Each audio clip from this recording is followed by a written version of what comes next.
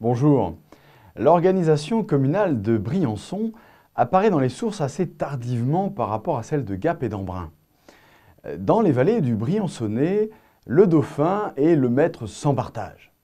À la fin du XIIIe siècle, la ville, toutefois, a déjà un syndic et obtient certaines libertés, notamment un règlement de police urbaine, et elle obtient la perception des dîmes.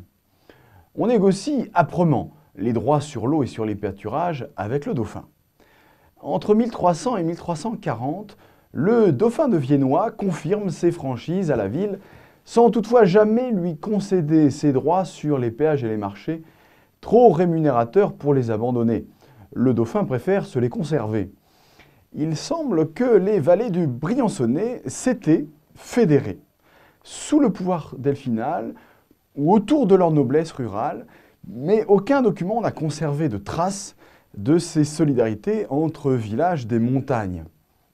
En 1343, peu avant le transport du Dauphiné au roi de France, le dauphin Humbert II, poussé par ses nécessités d'argent, il a toujours vécu au-dessus de ses moyens, vend pour 12 000 florins de très nombreux privilèges à des communautés réunies sous l'ensemble du Briançonnais et réunies sous le nom de Grand Escarton.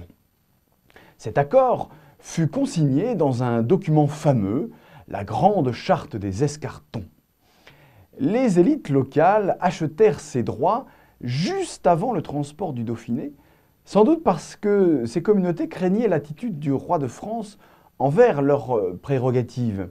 Et elles voulurent une confirmation écrite de ces prérogatives avant l'arrivée des officiers français sur leurs terres. Elles se les faisaient reconcéder par le dauphin qui s'en allait.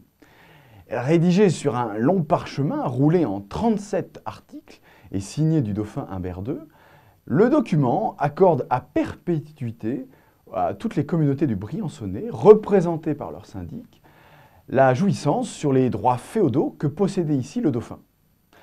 À savoir, ses droits de mutation, droits d'héritage, ses droits sur les bois, sur les pâturages, les fours, les moulins. Et il les exemple même de taille, l'impôt principal seigneurial.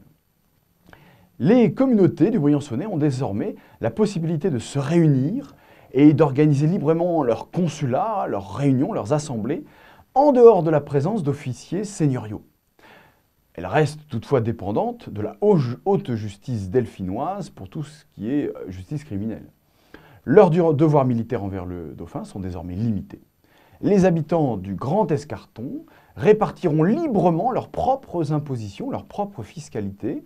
Ils organiseront librement la vie économique de la région, conduiront leurs produits jusqu'au marché d'Avignon et seront libres de tout arbitraire des officiers du dauphin.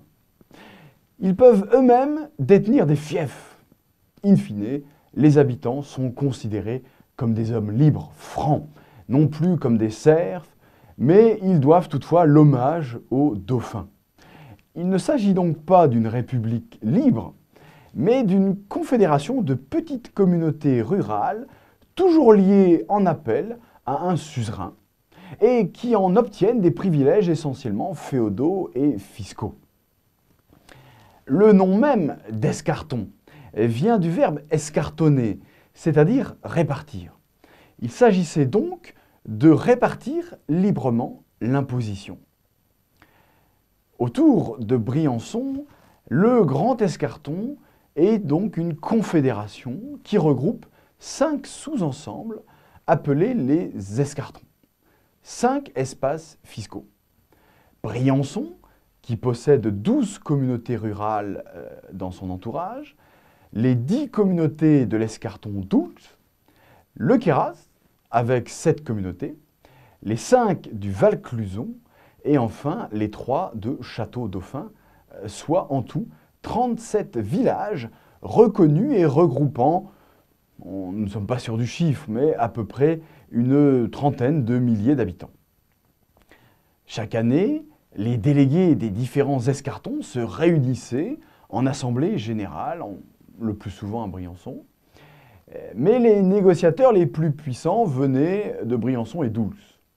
Donc ces deux cités avaient la haute main sur les négociations au sein de cette communauté. Les habitants des hautes vallées, notamment le Queyras et le Vaucluse, devaient être à l'origine encore dubitatifs sur ce regroupement qui profitait d'abord aux deux pôles commerciaux qu'étaient Briançon et Oulx.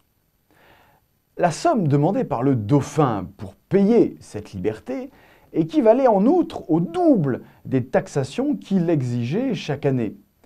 Peu de communautés pouvaient se permettre un tel endettement, même pour acheter des libertés.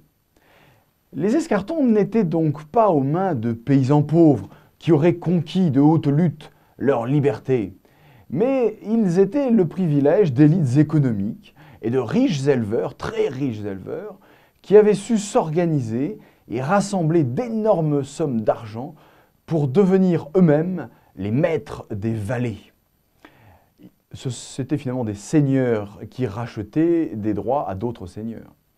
En revanche, l'impôt étant désormais réparti en fonction des propriétés, la noblesse des vallées fut donc taxée, elle aussi, ce qui est quand même assez original pour l'époque. Malgré ces limites, le mouvement des Escartons permit un certain nivellement social par le haut, aux dépens de la noblesse et aux dépens du dauphin. Il confirma la position de Briançon comme carrefour entre l'Italie, la vallée de la Durance et le comtat venessin. Ce système politique alpestre très original perdura jusqu'au traité d'Utrecht en 1713, le roi de France ayant perdu l'Est et les vallées italiennes. Ce traité scinda en deux la Fédération des Escartons, dont la partie française fut définitivement abolie en 1789, la Révolution française considérant la République, ou les grands Escartons, comme un mauvais souvenir du monde féodal. Merci, à bientôt.